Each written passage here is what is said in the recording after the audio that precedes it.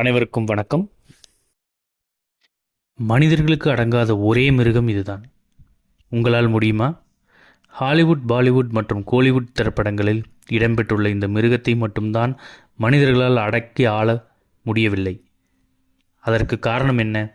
மனிதனால் கட்டுப்படுத்தப்படாத விலங்குகளே இல்லை என்று கூறிக்கொள்ளலாம்.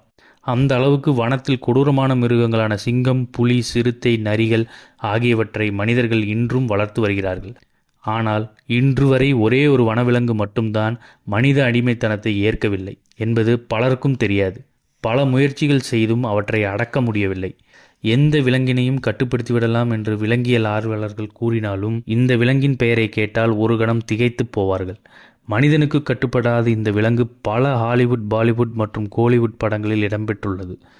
சில சமயம் விலங்குகளின் இரத்தத்தை உறிஞ்சி குடிக்கும் இந்த விலங்கு நரமாமிசமும் சாப்பிடும் என்பதால் இத்தாலியை சேர்ந்த தி சிட்டி ஆஃப் காட் புத்தகத்தின் ஆசிரியர் இந்த உயிரினத்தை ஒரு சூனியக்காரி என்று குறிப்பிட்டுள்ளார்.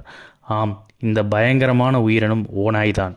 கடந்த 22 ஆண்டுகளாக இந்தியாவின் பல்வேறு காடுகளில் வனவிலங்குகளுடன் வனவிலங்கு நிபுணர் ஸ்வப்னில் கட்டால் பணிபுரிந்து வருகிறார். பல முறை ஆபத்தான விலங்குகளை நேருக்கு நேர் சந்தித்துள்ளார். ஆனால் ஒவ்வொரு முறையும் அவர் எப்படியாவது தப்பிவிடுவார்.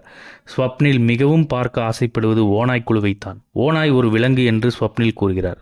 மக்கள் எவ்வளவு முயன்றும் அடக்க முடியவில்லை. அவை ஒரு குழுக்களாக இருக்கின்றன, குடும்பத்தை கவனித்துக் கொள்கின்றன, குழுவில் உள்ள பெரியவர்களை மதிக்கின்றனர். மனிதர்களைப் போலவே வயது வந்த ஓநாய்க்கு 42 பற்கள் உள்ளன. அவை மிகவும் வலிமையானவை. பெரிய எலும்புகளை எளிதில் மெல்ல முடியும். ஸ்வப்னிலின் கூற்றுப்படி படத்தில் காணப்படும் பெரும்பாலான ஓநாய்கள் சைபீரியன் ஓநாய்கள். அதன் அளவு நாயின் அளவை விட பெரியது. உடல் முழுவதும் அடர்ந்த முடி. ஆனால் இந்தியாவில் காணப்படும் ஓநாய்கள் நாய்களைப் போன்றது. அளவு ஏறக்குறைய ஒரே மாதிரியாக இருக்கும்.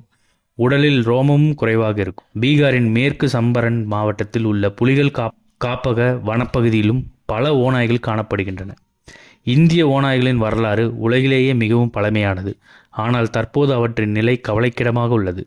இந்திய வனவிலங்கு பாதுகாப்பு சட்டத்தின் கீழ் அவை அழிந்து வரும் வனவிலங்குகள் பட்டியலில் சேர்க்கப்பட்டுள்ளன. இந்திய வனவிலங்கு நிறுவனம் WII நடத்திய சமீபத்திய ஆய்வின்படி நாய்களுடன் இனப்பெருக்கம் செய்வது ஓநாய்களின் மரபணுக்கள் தீங்கு விளைவிக்கும் என்று தெரியவந்துள்ளது. எனவே மாற்று வழிகளை விஞ்ஞானிகள் தேடி வருகின்றனர்.